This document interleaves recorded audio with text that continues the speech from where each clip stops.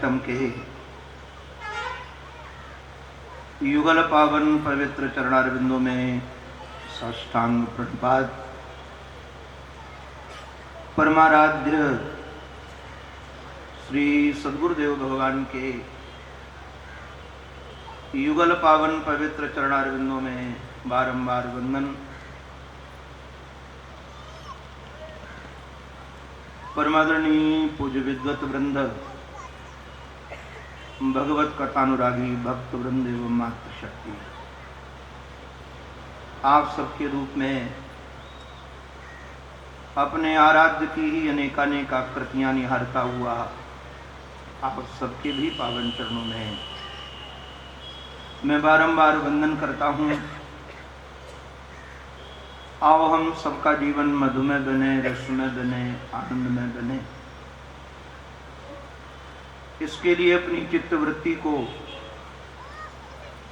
नैमिषारण्य के पावन पवित्र वातावरण में, जहां बड़े बड़े महात्मा, मलात्मा, ज्ञानेन्द्र, मुनिंद्र विराजमान हैं, 88,000 महात्मा जहां बैठ करके सत्संग कर रहे हैं, वहां चर्चा चली कि श्रीमद् भागवत महापुराण की सप्ताह परंपरा कब से चली। तब बताया कि सनक सनंदन सनातन सनत कुमारों ने देवर्षि नारद जी महाराज को जब ये कथा गंगा के पावन पवित्र तट पर हरिद्वार में सुनाई, तो बड़े बड़े महात्मा, मलात्मा, ज्ञानेन्द्र, मुनीन्द्र, व्यास, पराशर, पुंडरीक, च्यवन, परशुराम, गालव, भृगु, मार्कंडे, ये सब संत कथा में पधारे। कथा में संत ही नहीं आए, भारत की संपूर्ण पवित्र पवित्र नदियां आ गईं, पवित्र पवित्र पहाड़ आ गए, पुराण आ गए, वेद आ गए, स्मृतियां आ गईं सब कथा सुनने के लिए। और हमारे सनकादि ने कहा, सदा सेव्या श्रीमद् भागवती कथा। श्रीमद् भागवत महापुराण की कथा सदा सर्वदा सेवन करना चाहिए। महिमा गा ही रहे थे सनकादि, तो एक वहां घटना घट गई। एक बहुत सुंदरी स्त्री दो पुरुषों को लेकर प्रकट हो गई। एक पुरुष का हाथ अपने दाहिने हाथ से पकड़े थे, एक पुरुष का हाथ बाएं हाथ से पकड़े थे। बाद में परिचय का पता चला कि ये भक्ति महारानी है और अपने दोनों पुत्र ज्ञान और वैराग्य को लेकर के प्रकट हुई हैं। भक्ति सुतौ तौ तरुणौ गृहीत्वा प्रेमैक रूपा सहसा विरासी श्री कृष्ण गोविंद हरे मुरारे नाथेति नामानि मुहुर्वदन्ति। ये तीनों सदा साथ रहने वाले हैं। जहां भक्ति रहती है वहां ज्ञान वैराग्य दोनों साथ ही रहते हैं, और जहां ज्ञान रहता है वहां भक्ति और वैराग्य साथ रहते हैं। ज्ञानवान व्यक्ति के जीवन में संसार से राग नहीं हो सकता, भगवान से ही राग होगा। तो एक से राग होगा तो एक से निश्चित रूप से वैराग्य होगा ही होगा, ये सहज स्वभाव है। तीनों ने बड़ा दिव्य संकीर्तन किया, नृत्य किया। संतों के चित्त में जिज्ञासा जगी, ये तीनों कहां से आए। हमारे सनकादियों ने कहा कि भागवत के ग्रंथ से ही प्रकट हो गए। आप लोग जिस पावन पवित्र ग्रंथ के सन्मुख बैठे हैं, ये भगवान का श्री विग्रह है, और इस विग्रह से ही ज्ञान वैराग्य भक्ति प्रकट होने वाले हैं, क्योंकि तीनों का निवास स्थान यही है। जहां परमात्मा रहते हैं वहां परमात्मा की प्रेयसी रहती है। परमात्मा ज्ञान स्वरूप है, प्रेयसी भक्ति स्वरूप है, और दोनों यदि जीवन में आते हैं तो जगत का वैराग्य जीवन में जागता ही है। नृत्य करने के बाद भक्ति महारानी ने संतों से प्रश्न कर दिया कि भाई हमें एक बात बताइए कि हम बैठे कहाँ? हमारे लिए कोई आसन है, हमारे लिए कोई सिंहासन है, हमारे लिए कोई स्थान शेष है जहां हम बैठें? हमारे पूज्य सनकादियों ने कह दिया कि आप संतों के हृदय रूपी सिंहासन में बैठ जाओ। तब से अभी तक भक्ति ज्ञान वैराग्य का निवास स्थान संतों का हृदय है, और उस हृदय में रह करके, हृदय भवन में, हृदय गुहा में रह करके भक्ति महारानी आनंद में भर कर एक गीत गाती रहती हैं। भक्ति महारानी कहती हैं कि धन्य वो नहीं जिसके पास धन है, धन्य वो है जिसके जीवन में भगवत प्रेम है। अगर आपके जीवन में धन के प्रति प्रेम है, आप लोग अन्यथा मत मानिएगा, जड़ के साथ यदि आप प्रेम करोगे तो आप भी जड़ बन जाओगे। जो लोग मकान से प्रेम करते हैं, दुकान से प्रेम करते हैं, सोना चांदी से प्रेम करते हैं, पैसा रुपया से प्रेम करने वाले लोग चैतन्य नहीं रह पाते, जड़ हो जाते हैं, क्योंकि ये सब के सब जड़ हैं। संपत्ति जितनी भी है सबकी सब जड़ है। यदि आप जड़ का चिंतन करोगे तो निश्चित रूप से जड़ बनोगे ही बनोगे, क्योंकि श्रीमद् भागवत महापुराण का ये डिमडिम घोष है, यत्र यत्र मनो याति, जहां जहां आपका मन जाता है आपका चित्त भी तदाकार बन जाता है। ऐसे हम देखते हैं संसार में जिनको पैसे से बहुत प्यार होता है, उनके दरवाजे पर बेचारे गरीब मजदूर रोते रहते हैं, अपनी व्यथा सुनाते रहते हैं। बाबू आज मेरी माँ बीमार है, हमको पैसा चाहिए। बाबू आज हमारा बच्चा बीमार है, हमको पैसा चाहिए। किंतु ये पैसे के प्रेमियों के चित्त में कहीं भी दया उमड़ती ही नहीं है, करुणा उमड़ती ही नहीं है। इन बाबरों का यदि नाती रोने लगे, पोता रोने लगे तो सब कुछ छोड़कर भागेंगे, किंतु यदि आपका अनुचर आपके सामने रो रहा है और आपको करुणा नहीं आ रही तो जान जाना कि आपका दिल पत्थर हो गया है, जड़ हो गया है। इसलिए भक्ति महारानी कहती हैं कि धन्य वह है जिसके जीवन में गोविंद का प्रेम समाया गया है, क्योंकि भक्ति सूत्रोपनद्ध। परमात्मा संसार में जब साकार बनते हैं, निर्गुण जब निराकार सगुण साकार बनते हैं, तो उसके पीछे किसी भक्ति की डोर ही होती है, किसी प्रेम का डूबा हुआ व्यक्ति ही होता है। और एक बात बहुत रसीली भक्ति महारानी ने कही कि प्रेमी के लिए परमात्मा अपना धाम छोड़ करके और सर्वथा तो विहाय, सर्वथा तो विहाय का अभिप्राय है सम्यक प्रकार से छोड़ करके। कई बार नारायण हम छोड़ते तो हैं, किंतु छोड़ने का अभिमान साथ लेकर चलते हैं, किंतु वारे वा ठाकुर हमारे अपना संपूर्ण वैभव छोड़कर किसी दीन दुखी से प्रेम तो करते हैं, किंतु कभी छोड़ने का अभिमान भी साथ नहीं रखते। किसी दीन को कभी नहीं कहा, केवट को कभी नहीं कहा कि तुम्हारे लिए राज्य छोड़कर आया हूं। सबरी मैया को कभी नहीं कहा कि तुम्हारे लिए मैंने अपने पिता का राज्य छोड़ दिया। भले इन लोगों के लिए राघव ने यात्रा की हो, किंतु कभी इन्होंने जनाया नहीं, क्योंकि जानते हैं भगवान कि प्रेमी को यदि पता चल जाएगा कि मेरी वजह से हमारे प्रीतम को कष्ट हुआ है, तो कभी वो अपने को क्षमा नहीं कर पाएगा। इसलिए प्रेमी के सामने अपने त्याग की भी चर्चा परमात्मा नहीं करते हैं। वो जानते हैं कि यदि मैं त्याग की भी चर्चा करूंगा तो निश्चित रूप से इसे पीड़ा होने वाली है। इसलिए भक्ति महारानी कहती हैं कि सर्वथा तो विहाय, सम्यक प्रकार से उन्होंने त्याग कर दिया। त्याग का अभिमान भी अपने चित्त में नहीं रखते ठाकुर।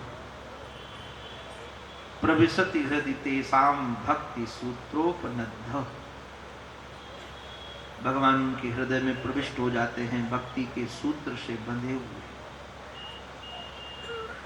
बंधुओं, भक्ति महारानी ये दिव्य गीत गा रही थी, तब तक एक विचित्र चित्र सामने प्रकट हो गया। उस कथा में जितने भी लोग बैठे थे, किसी को देखते हैं तो निश्चित रूप से वो नहीं दिखता, उसके अंतःकरण में श्री ठाकुर का दर्शन होता है। निज लोकम परित्यज्य भगवान भक्त वत्सल, भगवान भक्त वत्सल अपना लोक छोड़ करके सभी साधकों के, सभी संतों के अंतःकरण में प्रकट हो गए। जो देखता है तो उसके देखते ही उसके मुख से जयकार निकल जाती है। सब लोग जय जयकार करने लगे। बोलो भक्त वत्सल भगवान की। परितः जय जयकार की ध्वनि सुनाई पड़ रही है। देवता लोग पुष्पों की वर्षा कर रहे हैं। हमारे नारद जी महाराज ने सनकादियों से पूछ दिया, गुरु जी क्या परमात्मा की कथा सुनकर के परमात्मा के दर्शन हो जाते हैं? सनकादियों ने कहा कि अवश्य होते हैं। नारद जी ने कहा कि गुरु जी, परमात्मा के दर्शन से हमारी प्यास तो बुझने वाली नहीं है और हमारे काम भी बनने वाले नहीं हैं। भागवत की कथा कुछ और भी करती है क्या? सनकादियों ने कहा कि नारद, भगवान की कथा कल्प वृक्ष है। आप पुत्र की कामना लेकर के कथा सुनो तो निश्चित रूप से पुत्र होगा। हमारे जीवन में धन की वृद्धि हो, इस कामना को लेकर आप कथा सुनो तो निश्चित रूप से धन की वृद्धि होगी। हमारे परिवार में शांति सौहार्द का संचार हो, ये कामना लेकर के कथा सुनो तो निश्चित रूप से कामना की पूर्ति होगी। और मानो आपके चित्त में एक बात है कि हमारे ऊपर हमारे पूर्वजों के बहुत ऋण है और ये पूर्वज पता नहीं किस योनि में पड़े पड़े दुख पा रहे हैं। हम तो कई बार मुस्कुराते हैं। परिवार में कोई भी मरता है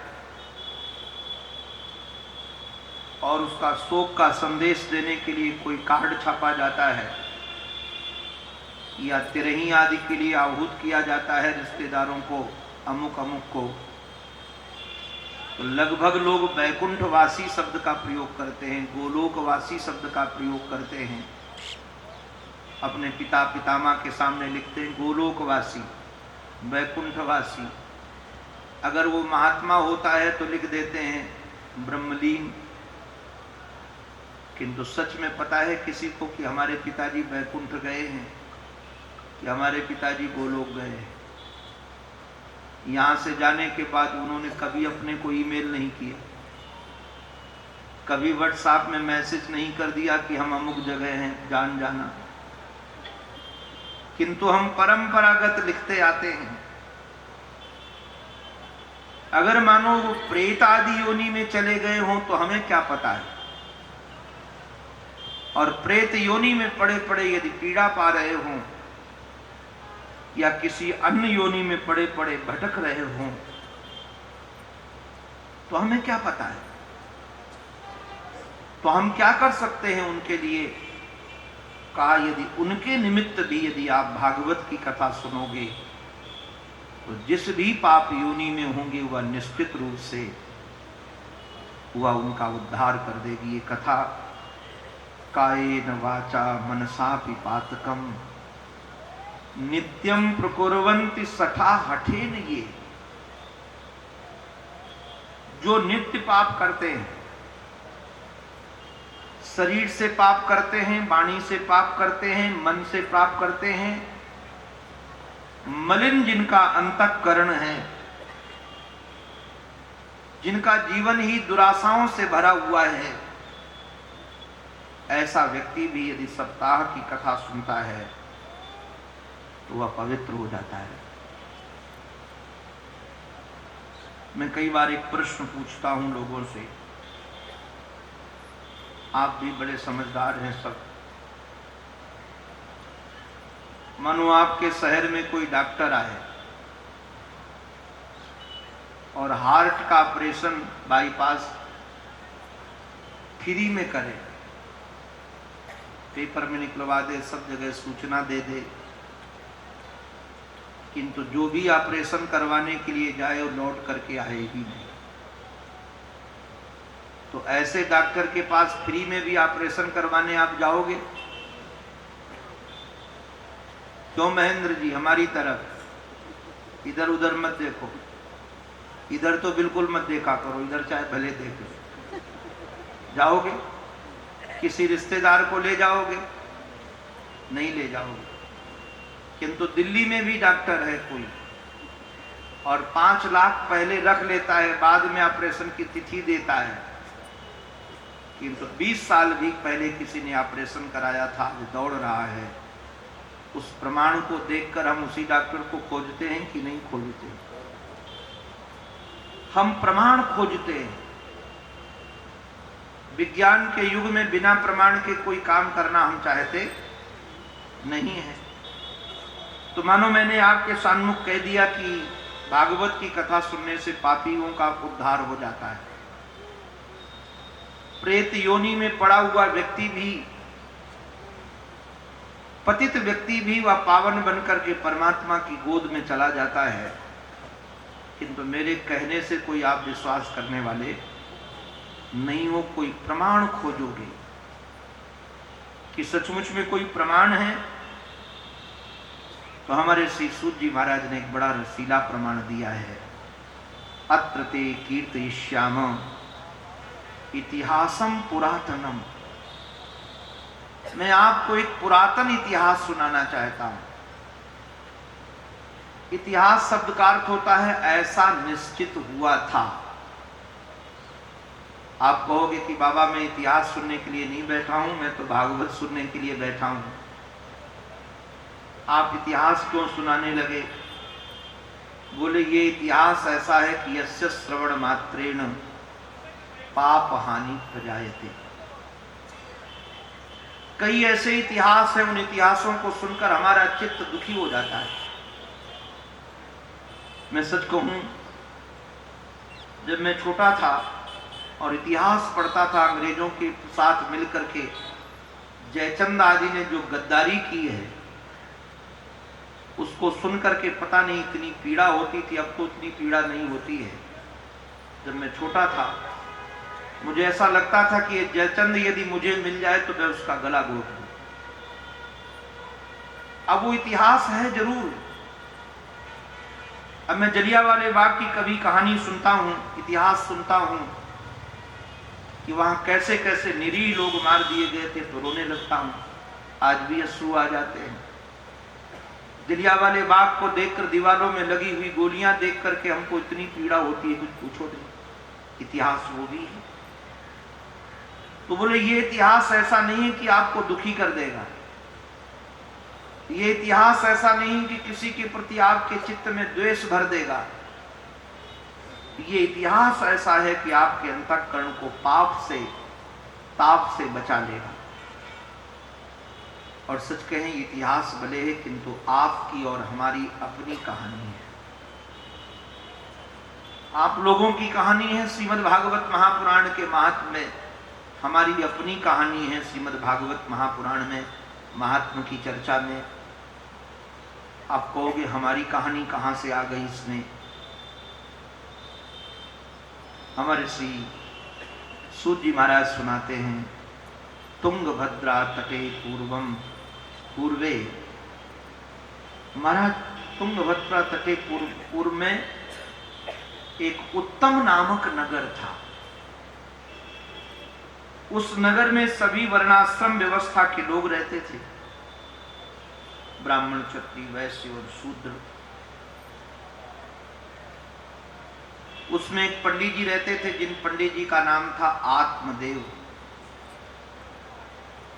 चारों वेदों के जानकार थे, श्रौत स्मार्त कर्म करने में निष्णात थे। चारों के चारों वेद उनको याद थे, बहुत बड़े विद्वान और धनवान भी बहुत थे, किंतु भिक्षुक थे। बड़ा विलक्षण लगता है। आप लोग बुरा मत मानिएगा,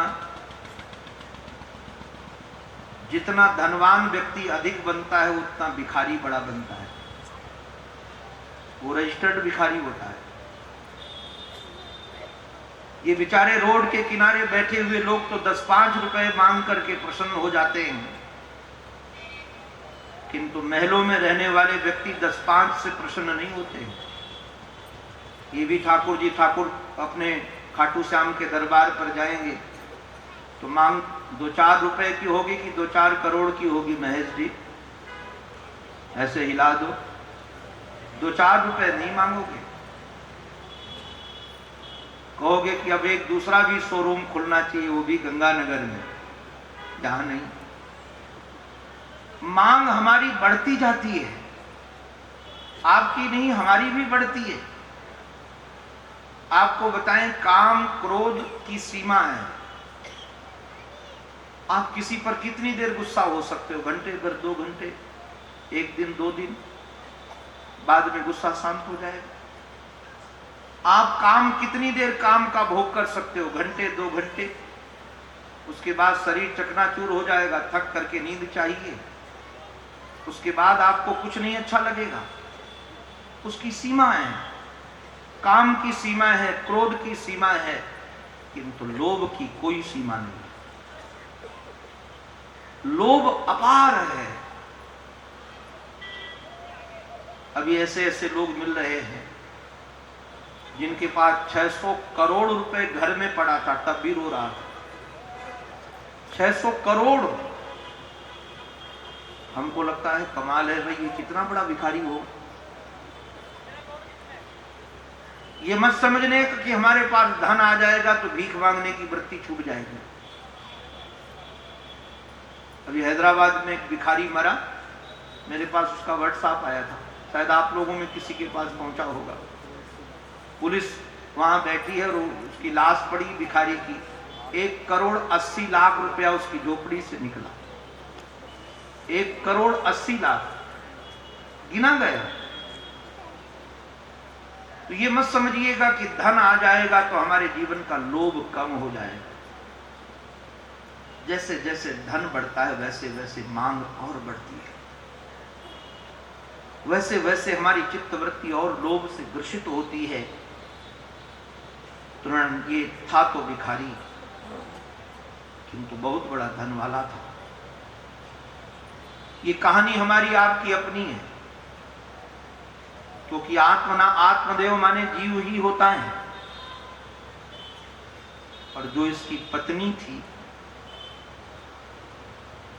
महाराज पत्नी के कुछ गुण हैं, आप लोग भी मिला लेना, कहीं आपकी पत्नी में तो नहीं है। कौन कौन से गुण हैं? एक तो ये सुंदरी थी, दूसरा इसने होम साइंस में पीएचडी भी की थी, तीसरे ये लोक वार्ता रता, इसको दूसरों की चर्चा बहुत अच्छी लगती थी, बहुत बोलने वाली थी, और कलह प्रिया, उसको झगड़ा बहुत प्रिय था। जब तक तू मैं नहीं कर ले तब तक उसकी रोटी ही हजम न हो। मैं कई बार जब धुंधकारी की कथा सुनाता हूँ, धुंधली देवी की, तो कई जजमान हमारे पास आकर कहते हैं, महाराज जी आज तो आपने हमारी पत्नी की ही कहानी सुना दी। मैं हंस करके कहता हूं कि तुम्हारी पत्नी की कहानी नहीं, ये हमारी पत्नी की कहानी है। आप लोग कहोगे कि महाराज आप तो महात्मा हो, आपकी पत्नी कहां से आ गई? श्रीमद् भागवत महापुराण में जीव की पत्नी का नाम बुद्धि है। आप दूसरे कहीं खोजने के लिए मत जाओ पत्नी, ये तो बहिरंग है। आपके साथ आपकी पत्नी है, जिस पत्नी का नाम बुद्धि है। जरा कभी आप अपनी बुद्धि को देखना, ये गुण कहीं हमारी बुद्धि में तो नहीं है। अब ये ब्रह्मा के कुल में उत्पन्न हुई है तो सुंदर कुल वाली है, बुद्धि का संबंध ब्रह्मा से है, और संसार के सामग्री इकट्ठा करने में बड़ी कुशल है, बुद्धिमान है। हम कई विषय के जानकार हैं, किंतु नारायण क्या हमको लोगों की चर्चा अच्छी लगती है? हम देखते हैं लोग भजन छोड़ करके भी दूसरों की निंदा सुनते हैं। याद रखिएगा कि ऐसी बुद्धि है, उससे विवेक रूपी बेटा उत्पन्न नहीं होगा, और यदि विवेक रूपी बेटा उत्पन्न नहीं हुआ तो सब कुछ कमाने के बाद आप कभी सुखी नहीं बनोगे। आत्मदेव ने पुत्र प्राप्ति के लिए बहुत सा पुरुषार्थ किया, और जब पुत्र प्राप्ति नहीं हो पाई तो आत्महत्या करने के लिए एक जंतु